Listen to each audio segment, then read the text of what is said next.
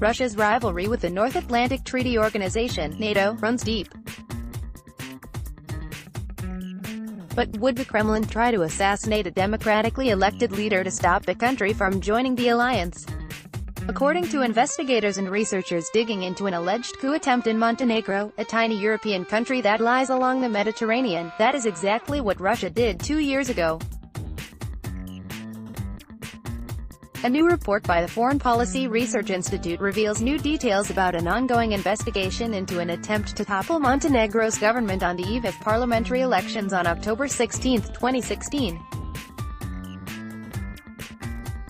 Investigators say Russia was to blame. We have a new member state, Montenegro, who on the cusp of joining NATO was faced with not just any coup, but one backed by the Russian government. Richard Kremer, one of the report's authors and a Eurasia Fellow at the U.S.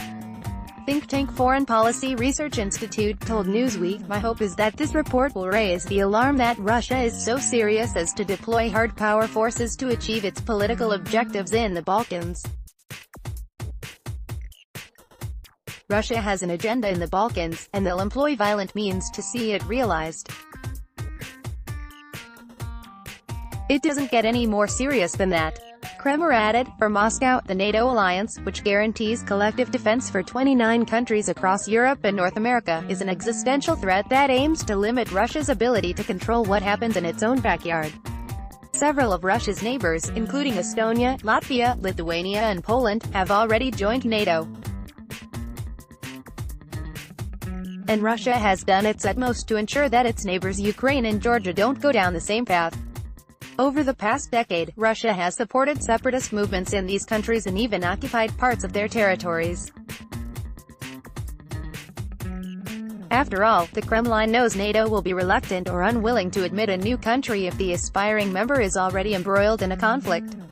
But until recently, few suspected Moscow would seek to have an elected official murdered. Still, two members of Russia's military intelligence, Eduard Shishmakov and Vladimir Popov, are being tried in absentia after escaping to Serbia and later being repatriated to Russia. 12 people in Montenegro have also been indicted by Milivoje Katnic, the country's special prosecutor for organized crime. But the plot allegedly involved much more than just 14 wayward individuals, and brought together Russian agents, extremists from neighboring Serbia and members of Montenegro's political opposition, according to the report's authors. Investigators now claim that around 50 Russian military intelligence officials, entered Montenegro illegally from Serbia on the night before the coup, allegedly to provide the plotters with assistance. The event marks the first time Russia attempted to use violence outside of the former Soviet Union to achieve its political aims, the report says. In the months leading up to the parliamentary elections of October 16, 2016, Russian agents, Serbian extremists, and leaders of the Montenegrin opposition alliance, Democratic Front, prepared to oust the government violently on election night. The report, based on testimonies and physical evidence reviewed by researchers, reads, "They planned to instigate political violence with the hope of triggering nationwide protests and toppling the Democratic Party of Socialists (DPS) government led by, now President, Milo Djukanovic." According to officials, Serbian nationals initiated the enterprise in early 2016 under the direction of Russian GRU and FSB operatives. The report underscores, "At first glance, the plot sounds like something out of a spy novel." The alleged ringleader was Bratislav Dikic, the 48-year-old former commander of Serbia's Special Police Unit, also known as the Gendarmerie. Dikic fought in Serbia's war in Kosovo in the late 1990s, and again against an ethnic Albanian separatist movement in Serbia's Preševo Valley in the early 2000s. He led Serbia's Gendarmerie from 2009 until 2013, and has since appeared at rallies around the country speaking against NATO's involvement in the Balkans. According to the plot allegedly cooked up by Moscow, Dikic was to lead a group of around 20 insurgents, disguised as Montenegrin police officers, to occupy Montenegro's parliament and open fire on protesters on election night. According to the indictment, Russia's Shishmakov and Popov paid Dikic over $200,000 to purchase weapons and encrypted telephones to carry out the coup. The violence would lead to a state of emergency that would allow pro-Russian politicians, leaders who would oppose Montenegro's NATO membership, to take control of the government. During the chaos, the plotters were going to assassinate then Prime Minister Milo Djukanovic. An economist and former communist who steered Montenegro in NATO's direction, Djukanovic has dominated Montenegro's political landscape since his country gained independence, following the breakup of Yugoslavia over 2 decades ago. According to research by Dimitar Bechev, a Balkans expert at the University of North Carolina at Chapel Hill, Djukanovic was once a close friend of Moscow's former mayor Yuri Lushkov and helped facilitate Russian investment in the country. He also oversaw the privatization of the country's main aluminum plant and its sale to Russian oligarch Oleg Deripaska, who has deep ties to the Kremlin. Deripaska allegedly helped Djukanovic's political career by hiring consultant Paul Manafort, a former Trump campaign chairman, to work for him. In 2015, the Organized Crime and Corruption Reporting Project named Djukanovic Man of the Year in Organized Crime, for building one of the most dedicated kleptocracies and organized crime havens in the world, but Djukanovic's relationship with Russian oligarchs fell apart as the country pursued integration with the West. His ruling Democratic Party of Socialists, DPS, supported NATO and European Union membership. In December 2015, the DPS-led government officially accepted NATO's invitation to join the alliance and began preparing the country to become a full-fledged NATO member. Russia's stake in Montenegro is well known. The number of Russian visitors to the small Balkan nation rose to over 300,000 in 2016, a significant number for a country of around 600,000 inhabitants. Billboards across the country advertise in Russian, and Montenegro's coastline is dotted with yachts belonging to Russian oligarchs. Budva, a popular tourist destination, is known colloquially as Moscow on the Sea. But Russia's claim over Montenegro is about more than just summer homes and vacation spots, experts say. For several years, Moscow had been lobbying for permission to use Montenegrin ports to refuel and repair military vessels, which are used for major operations in places like Syria. Russia's interest in Montenegro heightened several years ago. As the reliability of its naval base in Tartus, Syria, became less certain, Russia began seeking alternatives.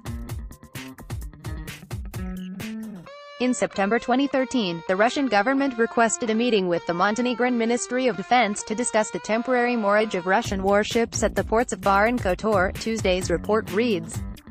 By Moscow's proposal, Russian ships would dock under a privileged status that would allow for the extensive use of territorial waters. Djukanovic, however, rejected these advances. In response, Russia set out to put people into power who would reverse the country's Euro-Atlantic integration and allow Russia to gain a foothold in the country. That's where the coup plot in Montenegro's Democratic Front came in. According to Tuesday's report, Montenegro's Democratic Front (DF) is a right-wing opposition group made up of nationalists, Serbs, Russophiles and a variety of fringe groups that oppose the country's NATO membership. According to the report, the DF planned to declare victory during the 2016 parliamentary elections. Dikic and his crew, disguised as Montenegrin police, would open fire on pro-DF demonstrators, giving the appearance that pro-Djukanovic police were trying to prevent the DF from taking power. Meanwhile, the Russian military officials were standing by to offer assistance. But the coup plot fell apart. Montenegrin officials allegedly received a tip from their Serbian counterparts that raised alarm bells about the presence of Russian military officials in the country. 4 days before the election, Mirko Velimirovic, a former police officer, confessed to participating in the plot and helping transport arms. The encrypted phones used by the plotters were discovered in the possession of several DF members.